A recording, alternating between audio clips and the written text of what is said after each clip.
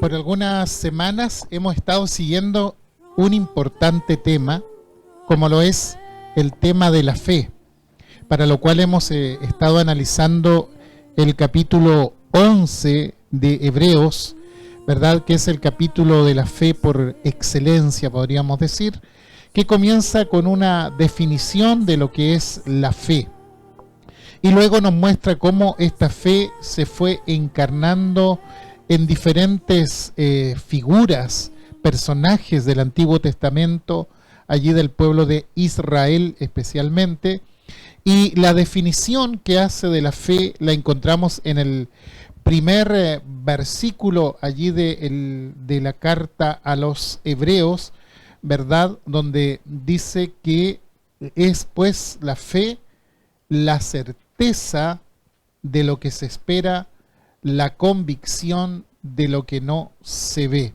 Y a través de esto hemos podido ir definiendo también lo que significa la fe. La primera frase que encontramos ahí dice que es la convicción, o la certeza de lo que se espera. Es decir, está hablando de mirar hacia el futuro, lo que todavía no acontece, lo que está por venir, lo que nos espera, lo que no sabemos, porque estamos dentro, ¿verdad?, de una línea de tiempo en la cual vamos descubriendo qué es lo que va sucediendo, ¿no es cierto? Y nosotros no podemos saber realmente qué es lo que va a ocurrir en un momento más, o el día de mañana, o en un año más. Sin embargo, por la fe, nosotros esperamos en Dios, de que Dios va a cumplir todo lo que Él ha dicho. Por lo tanto, la fe es esa certeza de lo que va a venir, de la esperanza que tenemos como creyentes en el Señor. Y la segunda frase apunta a lo invisible. La primera apuntaba al futuro, la segunda a lo invisible. Dice que la fe es la convicción de lo que no se ve, es decir, el mundo espiritual que nos rodea. Nosotros no lo percibimos con nuestros sentidos naturales, pero existe, ciertamente que existe, y es la fe la que nos dice que existe algo que va más allá de lo que nosotros podemos captar con los sentidos y la razón.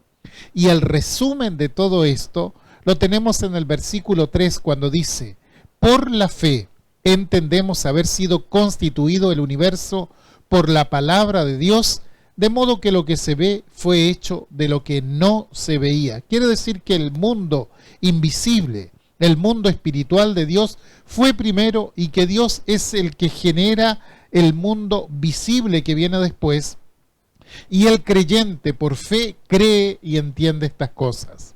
Seguidamente, este capítulo 11 de Hebreos nos invita a observar a los hombres de fe. En primer término vimos lo que hemos llamado la fe antediluviana, es decir, antes del gran juicio en agua, y allí encontramos nombres tan notables como Abel, como Enoc, como Noé, hombres que se movieron en la esfera de la fe y cuyo ejemplo nos queda como un precioso legado hasta nuestros días.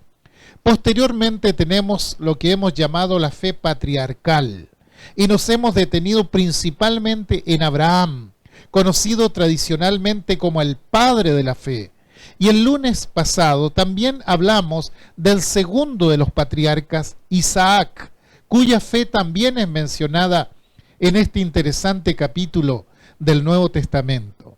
Y el día de hoy nos corresponde mirar al tercero de los patriarcas del Antiguo Testamento, y me refiero ciertamente a Jacob, a quien Dios cambia su nombre por Israel y le da nominación así a todo el pueblo escogido. Ahora, si nos remitimos al capítulo 11 de Hebreos sobre Jacob, no es mucho lo que este capítulo habla acerca de él, a pesar de que el Antiguo Testamento nos entrega variados detalles sobre su persona. La referencia en Hebreos 11 la encontramos allí únicamente en el versículo 21, que dice: por la fe Jacob, al morir, bendijo a cada uno de los hijos de José, sus nietos, ¿verdad? Y adoró apoyado sobre el extremo de su bordón. La vida de Jacob se entrelaza con la vida de su padre Isaac. Aquí tenemos la historia entonces en el libro de Génesis. Cuando vamos allí a Génesis 25, desde el verso 19, donde encontramos el nacimiento de Jacob y su hermano gemelo Esaú, allí comienza esta interesante historia. Interesante que desde su mismo nacimiento notamos que la vida de Jacob comenzó con una lucha. Dice el relato que en la matriz de su madre, él batallaba por una posición y nació agarrado del talón de su hermano gemelo. De ahí su nombre, que se traduce como el usurpador o engañador. Rebeca, la madre, le pregunta a Dios qué es lo que estaba ocurriendo en su vientre. Yo me imagino a las madres que llevan bebés en su vientre, ¿verdad? Y las que tienen, ¿no es cierto?, esa bendición de llevar 2 bebés, sienten sin duda los movimientos que hace el bebé allá adentro, pero en este caso estos movimientos no eran normales en el vientre de Rebeca, y ella pregunta, ¿qué es lo que pasa? ¿Qué es lo que está ocurriendo dentro de mí? Y Dios le habla y le dice que dentro de ella habían 2 naciones, las cuales se dividirían, y que un pueblo sería más fuerte que el otro, y que el mayor serviría al menor. Jacob y Esaú eran estos 2 bebés que estaban allí. Crecieron juntos allí en el hogar, junto a su padre Isaac y su madre Rebeca. Dice el relato que Esaú se convirtió en un excelente cazador y le encantaba estar en el campo.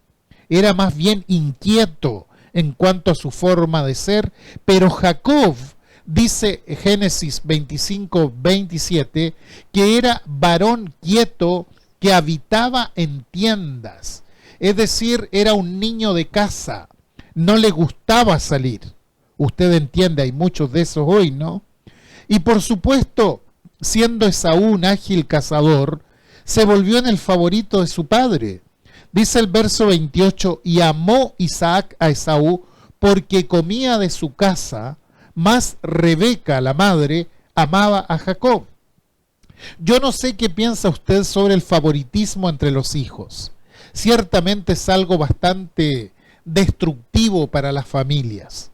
Se espera de los padres que sean ecuánimes en el trato con sus hijos. Lamentablemente en este matrimonio de Isaac y Rebeca hubo favoritismos, y en la siguiente generación vemos lo mismo con Jacob y con su hijo José, o hacia su hijo José. Seguramente usted está familiarizado con esta historia, pero creo que es necesario que la veamos para tomar algunas lecciones de importancia para nosotros, especialmente en lo relacionado con la fe. Al envejecer, Isaac pierde la vista, queda ciego. Dice la Biblia que sus ojos se oscurecieron. Pasados los años y estando ya cerca su partida, hizo arreglos con su hijo Esaú, el mayor, para pasarle las bendiciones debido a que era el primogénito.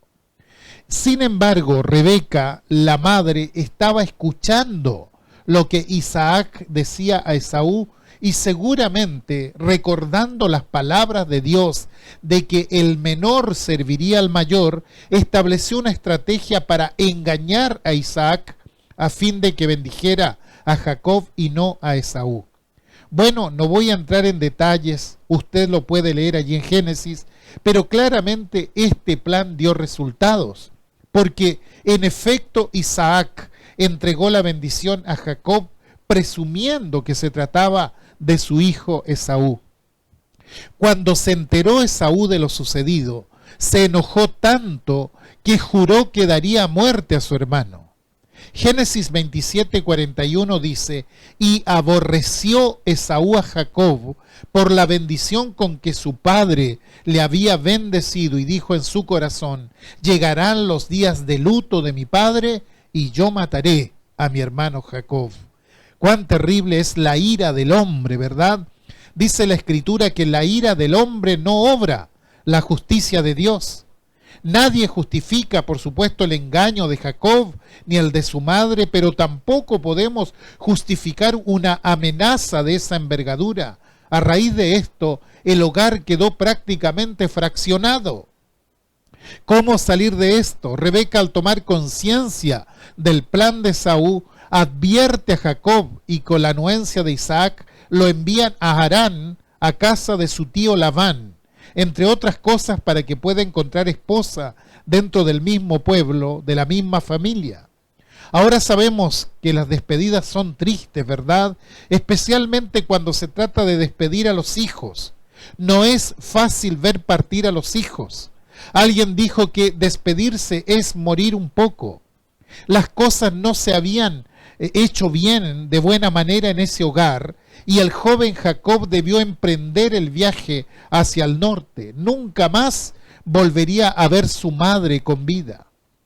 Y durante ese viaje de Jacob, al llegar la noche bajo las estrellas, ya cansado, colocó una piedra como cabecera, recogió su manto sobre él y se acostó a dormir. Y esa noche tuvo un sueño. No fue un sueño común, sino que fue Dios mismo revelándose a su vida en ese momento. En ese sueño vio una gran escalera que llegaba hasta el cielo y ángeles de Dios que subían y descendían por ella. Y en medio de los ángeles estaba el Señor mismo. Este sueño nos recuerda las palabras de Jesús cuando le dice a Natanael allí en Juan 1:51, de cierto os digo, de aquí en adelante veréis el cielo abierto y a los ángeles de Dios que suben y descienden sobre el Hijo del Hombre. ¿Qué significaba este sueño? Volvamos un poquito en la historia. Hubo un momento en que el ser humano quiso construir una torre que llegara hasta el cielo. Dios interviene y confunde las lenguas y no pudieron terminarla, porque era imposible que mediante sus propios esfuerzos el ser humano pudiera llegar hasta el asiento de Dios. Pero en este sueño, en esta escalera sí se llegaba hasta arriba. ¿Por qué? Porque el constructor no era el hombre, sino Dios. Es decir, que solo Dios puede establecer la comunicación entre el cielo y la tierra. La verdadera religión no emana de la búsqueda del hombre, sino de la intervención de Dios. La humanidad rebelde es incapaz de buscar al Señor. Muy por el contrario, las personas han querido escaparse, han querido emanciparse de Él, construir sus propias torres o escaleras en este caso. Ídolos concebidos de su propia imaginación, que nada pueden proporcionarles. Dios que llamó a Adán y a Eva cuando se escondieron en el jardín después de haber pecado. Dios que le dio instrucciones a Noé para construir el arca. Dios que llamó a Abraham para que dejara la casa de su padre. Este mismo Dios ahora toma la iniciativa para acercarse a Jacob. En Romanos 9, versículos 10 en adelante, Pablo nos recuerda que Dios escogió a Jacob y no a Esaú, aún antes que nacieran. Jacob no tenía nada de qué presumir, más bien tenía que aprender a decir como Pablo, porque todas las cosas proceden de él y existen por él y para él, a él sea la gloria por siempre. Ahora vemos a Jacob que estaba huyendo, temeroso ante las amenazas de su hermano. Viene Dios y le repite la bendición, la misma bendición que había entregado a su abuelo Abraham y a su padre Isaac. ¿Por qué? Porque Dios es un Dios de promesas. Dios cumple sus promesas, porque Dios es un Dios de gracia. Él es el Dios del pasado y del futuro.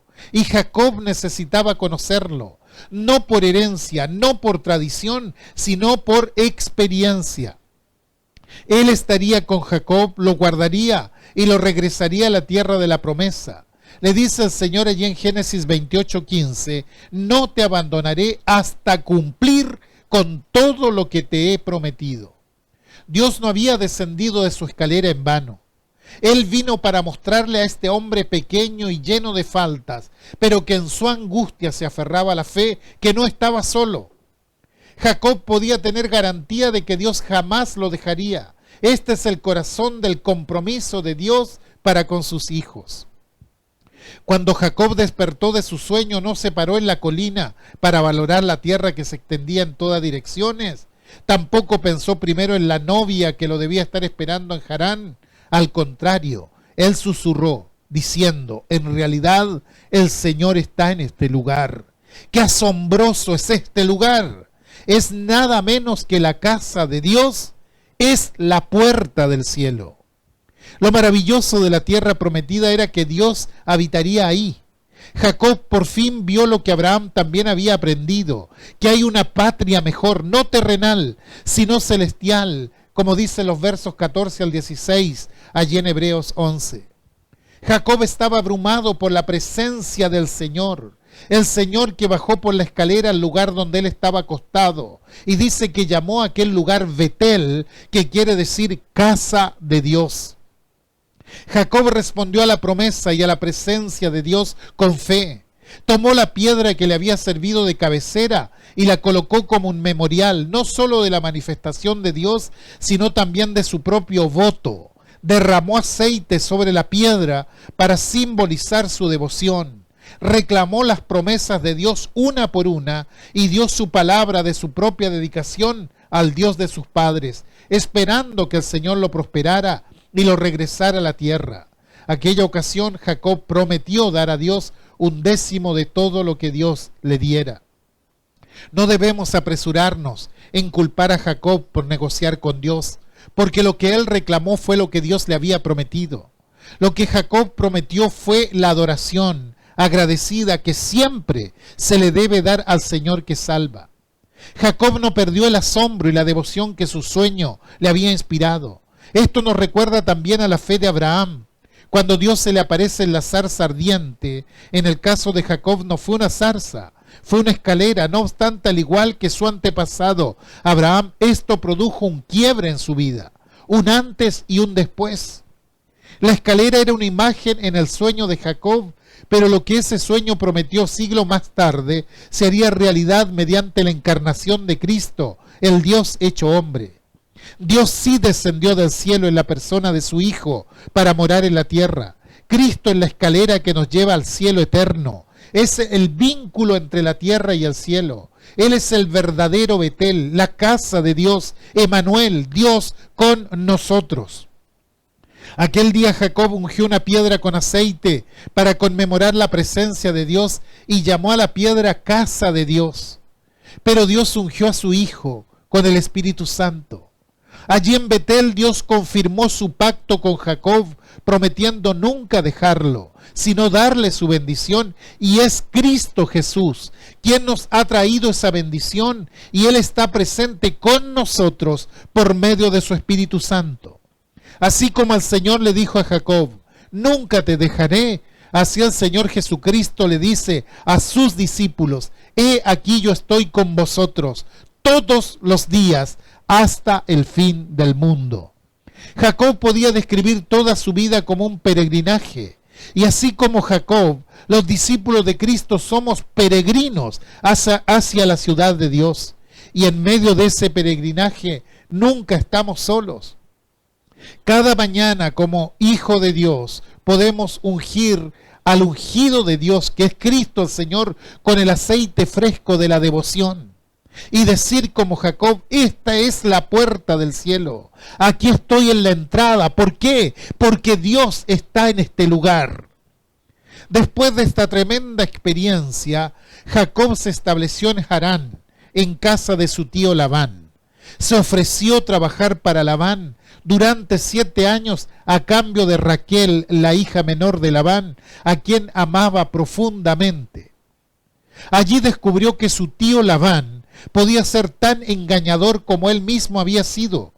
En la noche de bodas, dice la Escritura, que Labán sustituyó a Raquel por Lea, su otra hija, la mayor. Al reclamarle el engaño, Labán acordó entregarle a Jacob también a su hija Raquel, pero que era costumbre en aquel lugar que la hija mayor se casara primero.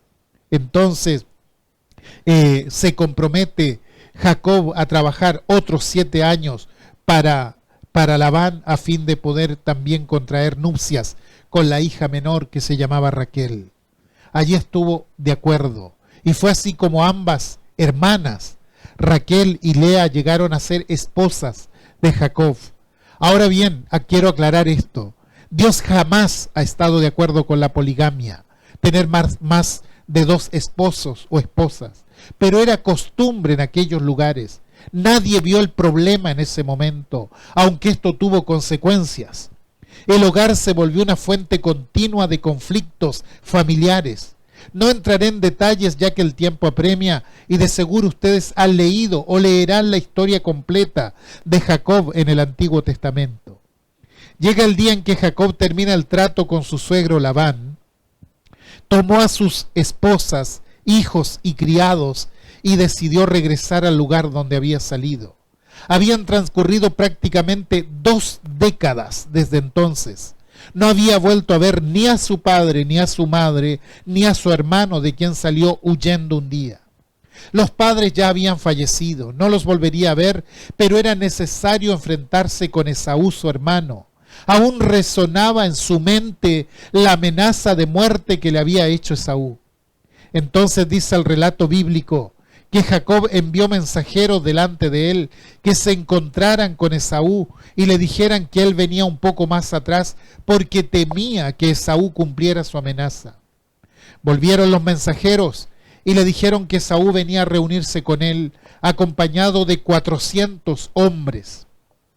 Jacob se vio ante un virtual conflicto. Con temor dividió a su familia en 2 grupos pensando, si mi hermano ataca a uno, por lo menos el otro grupo podrá escapar.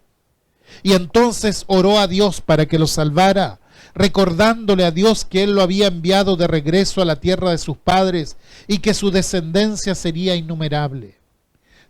Seleccionó algunos presentes para Esaú, los cuales envió con sus siervos, con la esperanza de apaciguar los ánimos de Esaú. Esa noche se despidió de sus esposas y de sus hijos. Se sentía asustado. Y mientras estaba solo en medio de la noche, temiendo por su vida, dice Génesis 32, que se apareció delante de él un varón con quien luchó cuerpo a cuerpo hasta que rayaba el alba. Y cuando el varón se vio que no podía con él, tocó el encaje de su muslo y lo descoyuntó mientras persistía la lucha entre ambos. Jacob no sabía quién era este varón, pero intuyó que era un enviado de Dios y le dice, déjame que me vaya porque pronto va a amanecer, le dice el varón. Y Jacob le responde, no te dejaré si no me bendices. El varón le pregunta, ¿cuál es tu nombre? Y él le responde, mi nombre es Jacob.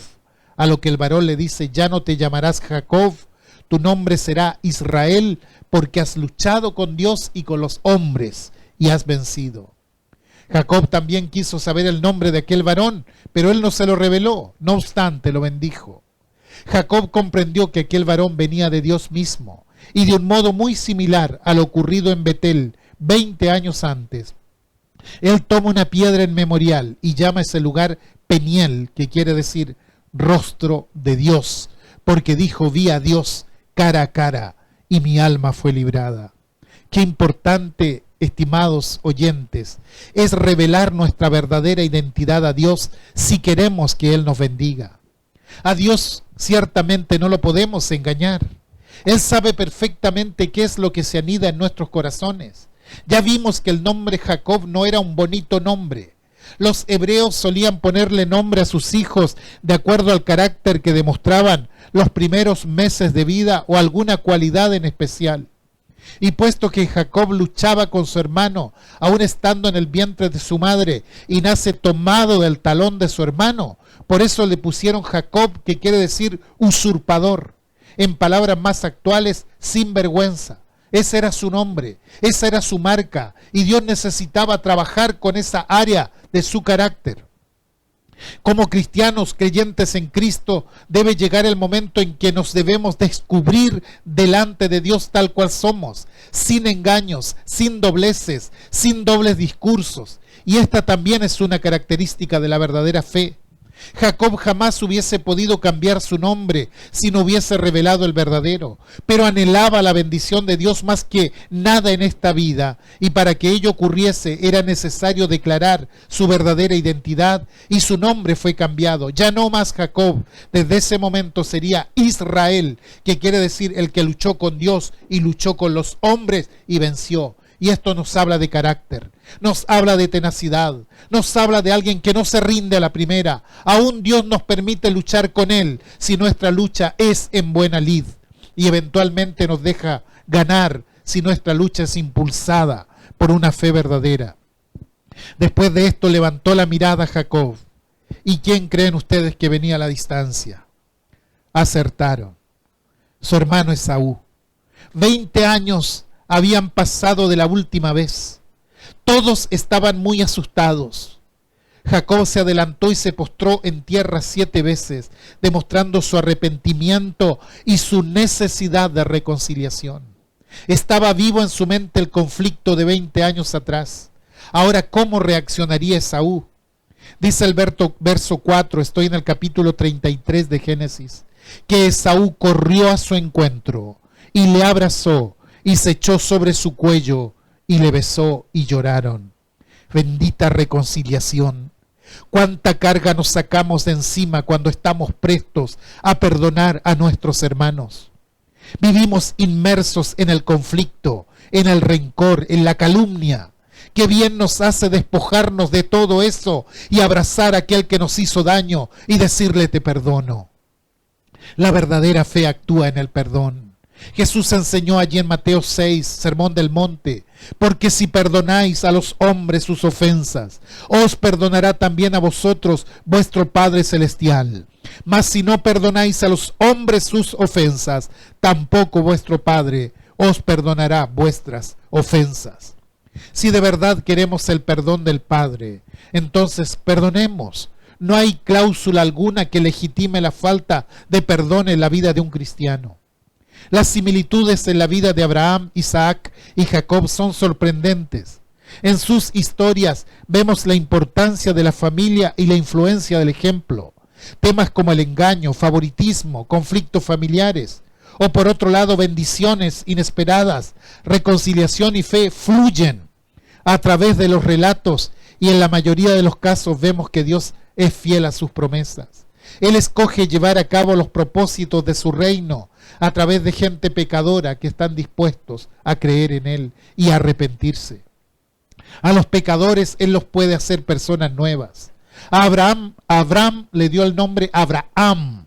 A Jacob le dio el nombre de Israel y puede hacer nuevas criaturas de aquellos que creen en Jesucristo, como dice 2 Corintios 5:17. Aunque nuestros patrones pecaminosos todavía nos atormenten, en Cristo encontramos el perdón de nuestros pecados, así como el poder para vencerlos. Somos invitados a participar en la obra de Dios en el mundo. Tenemos nuevos nombres y podemos confiar en las promesas de Dios, quien demuestra ser fiel a sí mismo una y otra vez. Pasaron los años, los hijos se volvieron adultos. 12 varones le nacieron de ambas esposas y ambas concubinas. Insisto que no valoraré esto en este momento. Solo me remitiré a decir que la cultura en que estaban no veía esto como algo incorrecto. Y es entonces cuando en un momento dado la historia bíblica enlaza la vida de Jacob con la vida de su hijo José, el mayor de Raquel, de quien hablaremos en una próxima oportunidad, si Dios lo permite. Todos probablemente hemos escuchado la historia de José, cuya envidia de sus hermanos lo llevaron a ser vendido como esclavo en Egipto. Pero allí Dios lo honró y en tiempo de una gran hambruna en la tierra Dios lo usó como medio de gracia para salvar al pueblo en ese tiempo. Para entonces Jacob ya era un hombre viejo, forzado por la hambruna, llegó hasta Egipto, donde conoció a los hijos de José, sus nietos, que él no lo conocía. Seguramente necesitaría un bastón, un bordón para poder ayudarse. Era el recuerdo de que una noche, antes de encontrarse con su hermano, un varón celestial le salió al encuentro y en esa lucha el encaje de su muslo le fue descoyuntado. El verso 21 del capítulo 11 de Hebreos, y como una forma de secuenciar esta serie de temas, al referirse a Jacob dice: por la fe Jacob al morir bendijo a cada uno de los hijos de José y adoró apoyado sobre el extremo de su bordón. Al igual que Isaac lo hizo con él y su hermano, la importancia de encaminar a los hijos bajo los propósitos eternos de Dios lo vemos una vez más en este patriarca. Aquí tenemos al tercero de los patriarcas como un referente de la fe en los antiguos. Dice que mientras moría adoraba a Dios.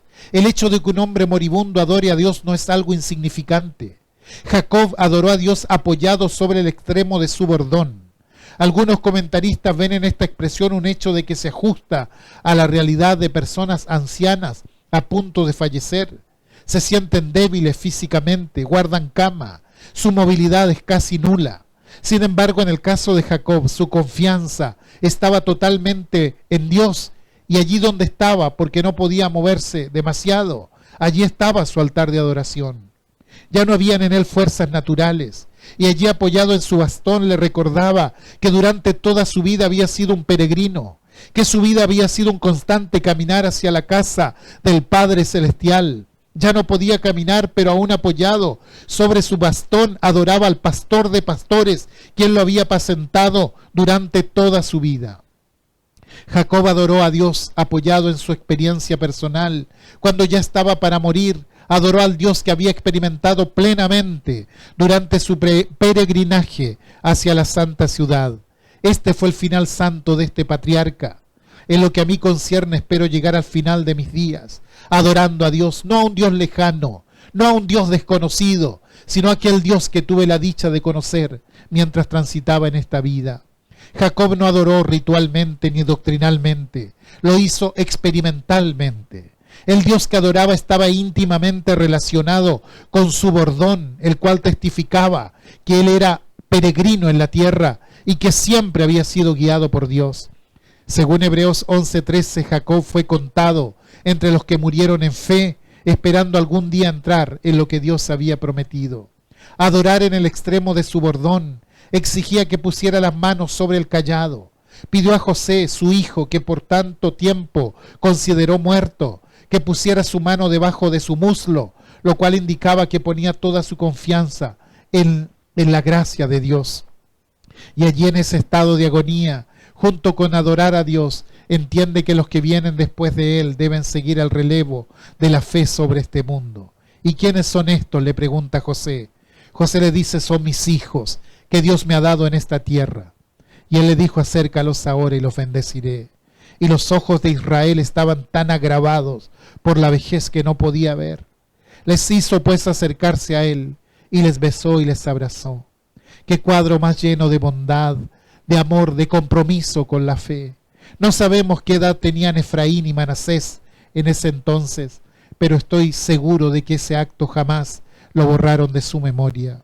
He conocido abuelos temerosos de Dios que muchas veces, viendo el descuido de sus hijos en cuanto a la atención espiritual de sus propios hijos, en el caso de ellos de sus nietos, son ellos quienes muchas veces toman a esos pequeños para enseñarles las primeras lecciones de la palabra de Dios.